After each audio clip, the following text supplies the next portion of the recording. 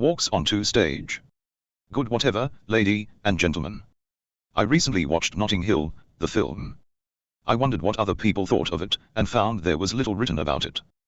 Probably because of its age, it was made in 1999. When modems were used to access the internet, and mobile phones were still relatively benign. It stars Hugh Grant and Julia Roberts. It is a Richard Curtis romantic comedy. His first romantic comedy being 4 Weddings and a Funeral, made in 1994. Which also starred Hugh Grant. Pauses. Before we go on. Spoilers. Smirks. The story is a straightforward romance, with the positions of power inverted. Serendipity, chance happenings, play a large role in the couple's meeting. Hugh Grant, William Thecke, runs a travel bookshop in Notting Hill. And shares a flat less than 100 yards away, with a Welsh idiot pig man, called Spike. Smirks. As usual, I am going to gently skip through the film, like a dementia-ridden alcoholic, then ponder upon what it all means. Pauses. One day Anna Scott, a well-known actress, played by Julia Roberts, wanders in to purchase a travel book. After a little Hugh Grant mumbling, Julia leaves with a book or two, and a confused expression. I will use their actor names, as it's much easier to follow the story, given the tale relates to power inversion, and the difference between the American and English cultures relating to romance. Hugh enjoyed his encounter with a celebrity, although a little stunned. Later, whilst walking back to the bookshop with orange juice and coffee, Hugh bumps into Julia. Literally. Covering himself and Julia with said beverage. Fortunately, the hot coffee was preserved, thus preventing a lawsuit. Smirks. Hugh apologizes profusely, and offers his messy flat, a few yards away, as a safe refuge to clean up. Julia agrees after Hugh convinces her that he is a complete and utter buffoon. This is apparently where the spark for romance is lit. Although it is hard to understand why. Other than the lack of rape, robbery and threats of legal action. Julia leaves the flat after cleaning up, wearing her red carpet outfit. Forgetting a package on the way out. After being interrupted by Hugh's Welsh idiot pig man flatmate. Upon her return, they pause. Before saying goodbye. Again. And Julia kisses Hugh, squarely on the lips. Rolls eyes. Oh my. How forward. How progressive. The romantic power dynamic has been swapped. Pauses. Anyway, after some comedy, Julia invites Hugh to the Ritz for afternoon tea. Unfortunately, Hugh does not own a tie, and is refused entry. The film ends. Smirks. Even more bizarrely, Hugh pretends to be a journalist from the Horse and Hounds magazine. Ending up interviewing Julia and her co-stars for a film he has never seen. A film unrelated to horses or hounds. Julia asks if Hugh wants to go for a date. Unfortunately, it is his sister's birthday. Luckily, Julia invites herself, and so starts the getting to know you mayhem. Fortunately, Hugh's family are middle class. So there is only one exclamation of fuck. And although the meal was not vegan, Julia enjoys it, and the middle of the road company. Pauses. Remember, this is all before Brexit, the Second Gulf War. And Trump. Julia wants the last brownie. Looks left. Not a typical English delicacy. Looks right. Do you think it was inserted because trifle would have confused American audiences? Pauses. Julia momentarily convinces everyone that she deserves the treat. Before they remember that she is an actress. Laughs ensue, and the match is made. The audience is then subjected to a montage of romantic bollocks. At least, this is how it felt to me. It may have been directed a lot more subtly than my feeble mind remembers. I have an image of Hugh wearing his prescription scuba goggles in a cinema. And another of the couple dining, before Julia insults some of her OnlyFans. About their penis size. Pauses. Hugh and Julia end up trespassing in a Regency Square garden. As all romantic couples do. Julia notices the garden bench has an inscription about a couple who were together from 1917 to 1992. And as an American, she is amazed that people couple for longer than a few weeks. Julia kisses Hugh on the lips again.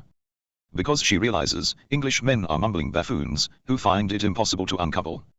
Pauses. After some English decorum and Welsh idiot pig man ramblings. Hugh and Julia copulate. And the sex was so good that Julia brings Hugh breakfast in bed. Returning the power dynamic to the patriarchy. Power to the patriarchy. Smirks.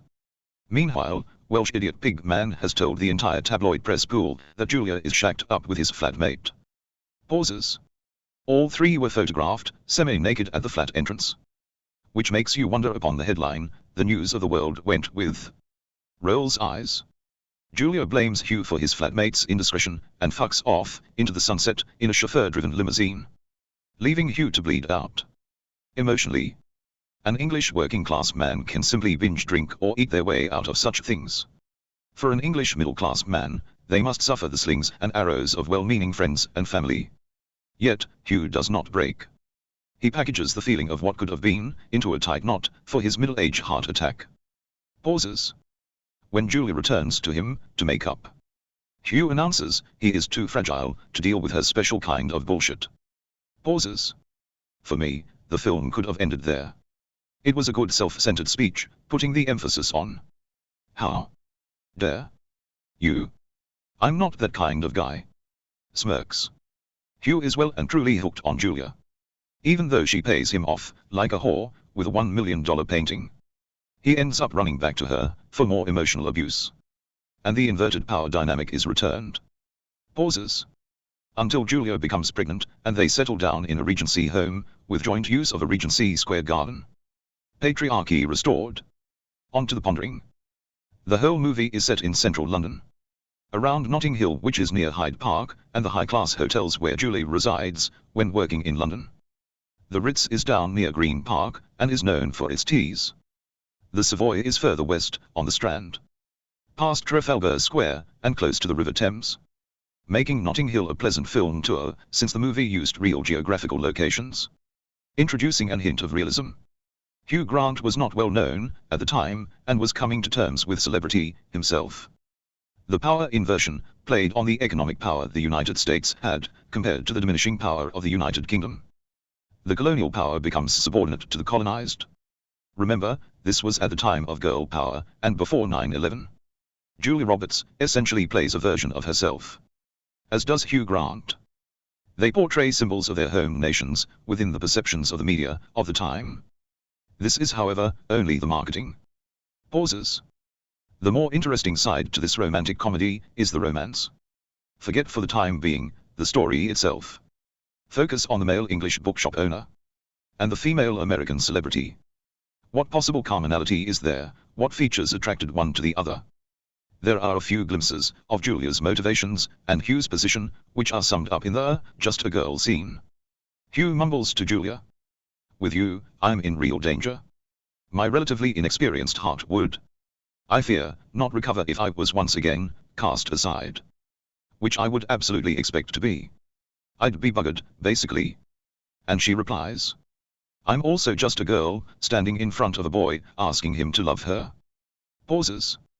There is only assumed vulnerability expressed by Julia. This whole sentence could be gender swapped.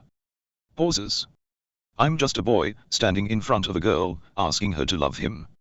It is a sentence remarked upon to gain the emotional upper hand, without emotional expression. Rolls eyes. There's no commitment made, only the statement, suggesting both are vulnerable. Julia does not say, "I'm also just a girl, standing in front of a boy, asking him to love her back." And that one word would have been enough to counter all of Hugh's misgivings. Hugh offered his company forever before their relationship was discovered. Julia asked, "Can I stay a bit longer?" Hugh replied, "Stay forever." Julia offers only fleeting possibilities, whilst Hugh mumbles his love for her. "I'm a fairly level-headed bloke, not often in and out of love." The only clue Hugh has of Julia's deep feelings is the painting. The bride, and given its worth, makes his compliance to her demands transactional. You must never mix money and love. From the great Professor Farnsworth. This isn't a business. I've always thought of it more of a source of cheap labor.